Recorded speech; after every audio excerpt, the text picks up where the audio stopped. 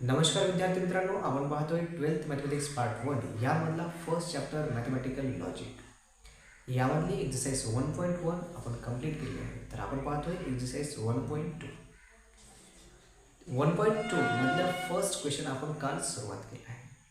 त्यामधले एकूण 3 प्रश्न आपण काल पाहिलेले आहेत. तर आज पाहूया त्या पुढील प्रश्न. तर आता मग बघा आजचा प्रश्न 4th. बघा क्वेश्चन नंबर 1 मी इथे पुन्हा एकदा रिपीट करतो. Construct the truth table for each of the following statement pattern. ठीक आहे, दिलेल्या स्टेटमेंट पॅटर्नचा आपल्याला ट्रूथ टेबल कन्स्ट्रक्ट करायचं आहे. खूप सोपं आहे. तर मग चला पाहूया.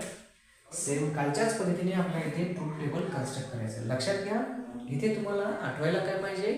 Truth table, conjunction for truth table, disjunction for truth table and conditional for truth table and biconditional for truth table. ठीक आहे, या चार ट्रूथ टेबल इथे आपल्याला आठवावे लागतील. ठीक आहे, तर मग बघा इथे सुरुवातीला आपण इथे काय पाहतो, जेव्हा ट्रूथ टेबल इथे कन्स्ट्रक्ट करतो, ठीक आहे, त्यावेळेस आपण दिलेल्या पॅटर्नमध्ये एकूण किती स्टेटमेंट आहेत हे पाहतोय.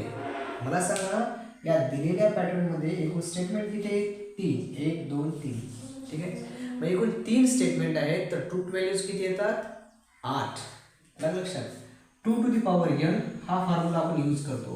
एखादे आपल्याला ट्रूथ व्हॅल्यूज फाइंड आउट करायचे म्हणजे एकूण ट्रूथ व्हॅल्यूज किती येतात या दिलेल्या पॅटर्नमधले. ठीक आहे, या दिलेल्या पॅटर्नमध्ये एकूण ट्रूथ व्हॅल्यूज किती येतात. ठीक आहे, हे जर फाइंड आउट करायचं असेल तर 2 to the power n हा फॉर्म्युला यूज करायचा. n म्हणजे काय रे? एकूण स्टेटमेंटची संख्या. ठीक आहे, दिलेल्या पॅटर्नमध्ये एकूण स्टेटमेंटची संख्या किती आहे? 1 2 3. ठीक आहे, मी यांच्या ठिकाणी ठेवणार आता 2 चा पॉवर 3 आहे म्हणजेच 8. बरोबर आहे, हे तर सांगायचे गरज. तर एकूण किती येतात रे ट्रूथ व्हॅल्यूज? 8. याने 8 मधल्या टी किती येणार? 4 येणार. ठीक आहे, आणि 8 मधल्या एफ किती येणार? 4 येणार. ठीक आहे, लक्षात घ्या, टी 4 वेळेस लिहायचे येते आपल्याला आणि एफ किती वेळेस लिहायचं रे? 4 वेळेस. ठीक आहे, संपला विषय. आता इथे बघा क्यूचं काय करणार? क्यूचं पण इथे 4 ला इथे डिवाइड करणार. ठीक आहे, डिवाइड म्हणजे काय? टी टी 2 वेळेस, एफ एफ 2 वेळेस. ठीक आहे, टी टी 2 वेळेस, एफ एफ 2 वेळेस. ठीक आहे, या पद्धतीने इथे आपला पॅटर्न लिहायचा आहे. ठीक आहे, ओके. आता नेक्स्ट बघा आर मध्ये कसं येणार आहे? आता बघा इथे 4 वेळेस टी 4 वेळेस एफ झाला, इथे 2 वेळेस टी 2 वेळेस एफ. आता इथे सिंगल टी सिंगल एफ. ठीक आहे, T F T F T F. Okay, तर मग बघा आता पुढे काय? इथे तुम्हाला आता ट्रूथ टेबल आठवावं लागेल. इथे बघा कंजक्शनचं ट्रूथ टेबल आठवावं लागेल. कंजक्शन. ओके, आता बघा इथे क्यू अँड आर, ह्यालाच आपण अँड पण म्हणतो. ठीक आहे, आता मला सांगा कंजक्शन मध्ये टी अँड टी काय असते रे? टी असते. अदरवाईज काय असते रे?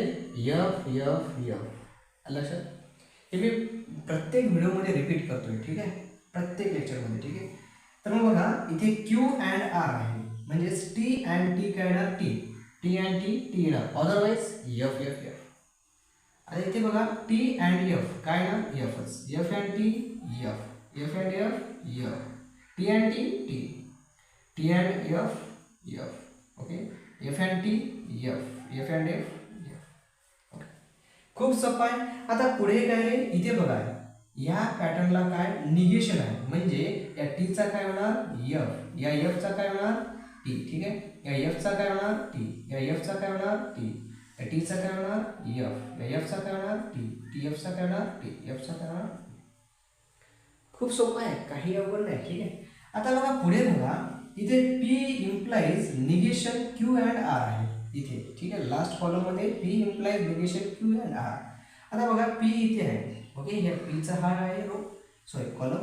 ठीक आहे, आणि निगेशनचा हा आहे कॉलम. ओके, आता बघा इम्प्लिकेशन मध्ये टी इम्प्लाइज एफ काय असते रे? एफ असते. Okay, T implies F F असते. अदरवाईज काय असते रे? T T T T T. Okay, तर मग बघा इथे बघा आता टी इम्प्लाइज एफ काय ना, इथे निगेशन आहे ना, इथे आहे. ओके, टी इम्प्लाइज एफ याच्यासोबत हे आहे. Okay, T implies F F येणार. अदरवाईज टी येणार. T implies T T. T implies T, T. T implies T, T. Okay. F implies F, T's. बरोबर आहे. इथे इम्प्लिकेशन आहे. ओके. F implies F पण काय येणार, T येणार. F implies T काय येणार, T येणार. F implies T, T येणार. F implies T, T येणार. फक्त आणि फक्त T implies F, F येणार, अदरवाइज T येणार. ओके. तर मग बघा अशा पद्धतीने हा फोर्थ पॅटर्न पण आपण इथे कन्स्ट्रक्ट केलेला आहे. ठीक आहे. हा त्याचा ट्रूथ टेबल आहे. तर मग चला लिहून घ्या. नेक्स्ट क्वेश्चन पाहूया. तर मग चला पाचवा प्रश्न बघा. ठीक आहे. पाचवा प्रश्न पहा. याच पद्धतीने इथे करायचं आपल्याला. इथे एकूण स्टेटमेंट चेक करा. इथे पी आणि क्यू, इथे दोन स्टेटमेंट आहेत. निगेशन पी निगेशन क्यू अलग स्टेटमेंट नाही. ठीक आहे. इथे पी आणि क्यू दोन स्टेटमेंट आहेत. म्हणजे पी क्यू सुरुवातीला, पुढे काय निगेशन पी, पुन्हा आहे निगेशन क्यू. पुढे बघा हा आहे पॅटर्न पी और निगेशन क्यू. पुढे हा पूर्ण पॅटर्न पी और निगेशन क्यू. ठीक आहे. And Q. आता पूर्ण पॅटर्न हा घ्यायचा शेवटी. ठीक आहे. निगेशन पी अँड पी और निगेशन क्यू. ठीक आहे. And Q. ओके. तर मग चला आता बघा इथे दोन स्टेटमेंट आहेत, म्हणजे एकूण 4 ट्रूथ व्हॅल्यूज येतील. याने 2T 2F. इथे काय येणार T F T F. ठीक आहे. आता बघा निगेशन पी, याने हा पीचा जे टेबल आहे. ठीक आहे. हा जो कॉलम आहे पीचा, हा पीचा कॉलम काय रे, इथे टी आहे. म्हणजेच F T म्हणजे F, F म्हणजे T, F म्हणजे T. ठीक आहे. टीचं निगेशन F, टीचं निगेशन F आणि Fचं निगेशन T. आता निगेशन क्यू काय, इथे बघा टीचा F, Fचा T, टीचा F, Fचा T. ठीक आहे. पुढे बघा P और निगेशन क्यू. आता इथे ऑर मध्ये लक्षात ठेवा, ऑर मध्ये F और F F अदरवाइज T. ठीक आहे. F और F काय असणार, F अदरवाइज काय असणार रे, T T T. ठीक आहे. तर मग चला इथे बघा टी, आता निगेशन क्यू आहे. निगेशन क्यूचा आपल्याला एक कॉलम पाहायचा आणि या पीचा बघा टी और टी और एफ काय ना बघा टी येणार. टी और एफ काय ना, सॉरी 1 मिनिट, इथे आहे निगेशन क्यू इथे आहे. ओके. हा टेबल मी हा टेबल पाहायचा तुला. ठीक आहे. टी और टी काय ना टीच येणार. एफ और एफ एफ येणार. एफ और टी टीच येणार. ठीक आहे. टी अँड टी काय तो टी. ठीक आहे. काळजीपूर्वक पहा. एफ अँड टी काय तो F. T and F F. F and T F. ठीक आहे. अँड मध्ये T and T T otherwise F. ठीक आहे. आता नेक्स्ट पहा. इथे बघा निगेशन पी इथे झालं. निगेशन पी इथे आहे आणि हा टेबल. ठीक आहे. सॉरी हा कॉलम आणि हा कॉलम पाहायचा आहे. म्हणजेच अँड आहे. ठीक आहे. एफ अँड टी काय तो F. F and F F. T and F F. T and F F. And मध्ये T and T T otherwise F. लक्षात ठेवा. ठीक आहे. या पुढचे प्रश्न तुम्हाला करायचे क्वेश्चन नंबर 1 मध्ये. ठीक आहे. क्वेश्चन नंबर 1 मधले एकूण 5 प्रश्न आपण इथे पाहिले आहे. याच पद्धतीने तुम्हाला करायचे. खूप सोपे आहेत. सेम हेच पद्धत वापरायचे, याच्यात काही वेगळं नाही. तर मग चला पाहूया नेक्स्ट क्वेश्चन. तर मग बघा question number 2. Using the truth tables prove the following logical equivalence. ठीक आहे. इथे आपल्याला दिलेले लॉजिकल इक्विव्हॅलन्स प्रूव्ह करायचे. कशाच्या सहाय्याने, ट्रूथ टेबलच्या सहाय्याने. ठीक आहे. म्हणजे ट्रूथ टेबलचा इथे वापर करायचा आहे आणि ते लॉजिकल इक्विव्हॅलन्स प्रूव्ह करायचं आहे. खूप सोपं आहे. तर मग चला आत्ताच आपण पाहिलं. ठीक आहे. इथे ट्रूथ टेबलच्या सहाय्याने आपल्याला इथे इक्विव्हॅलन्स दाखवायचं आहे. याने इथे पुन्हा एकदा आपल्याला ट्रूथ टेबल कन्स्ट्रक्ट करायचा आहे. आत्ताच आपण शिकलोय की ट्रूथ टेबल कन्स्ट्रक्ट कसा करतो, त्याच पद्धतीने इथे आपल्याला ट्रूथ टेबल कन्स्ट्रक्ट करायचं आहे. आता लक्षात घ्या, ट्रूथ टेबल कन्स्ट्रक्ट करताना या दिलेल्या पॅटर्नमध्ये एकूण किती स्टेटमेंट आहेत हे पाहतो. किती आहेत रे, 2 पी आणि क्यू. म्हणजे एकूण ट्रूथ व्हॅल्यूज किती येणार, 4 याने 4. चला त्या पद्धतीचा एक टेबल इथे कन्स्ट्रक्ट करा. ठीक आहे. इथे आपण एक फर्स्ट कॉलम चं नाव देऊ. इथे सेकंड कॉलम, ठीक आहे, असा एक थर्ड कॉलम, ठीक आहे. आपल्याला एकूण कॉलम किती घ्यावं लागतील बघा, पी क्यू, पुन्हा निगेशन पी एक आहे, ठीक आहे, निगेशन पी, ठीक आहे. पुढे कोणता आहे बघा, पुढे आहे आपला पी और सॉरी एक सर्वप्रथम हा घेऊ, negation P and Q. Fourth आहे निगेशन पी अँड क्यू, ठीक आहे.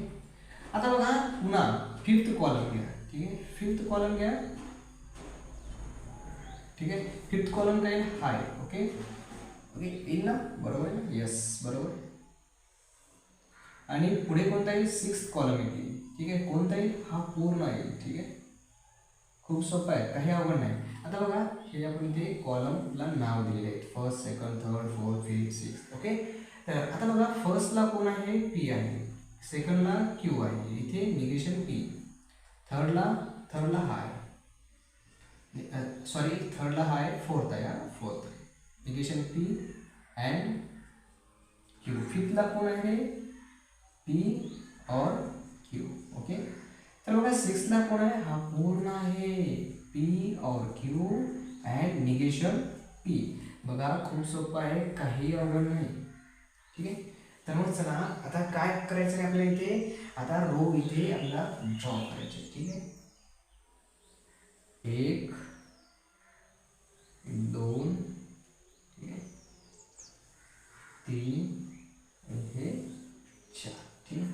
तर हे आपण खालचं इरेज करू, ओके. तर आता पहा इथे काय करायचं रे, आपल्याला ट्रूथ व्हॅल्यू सर्वप्रथम लिहायचे, कोणाच्या, पीच्या, काय येतील, T T F F, okay.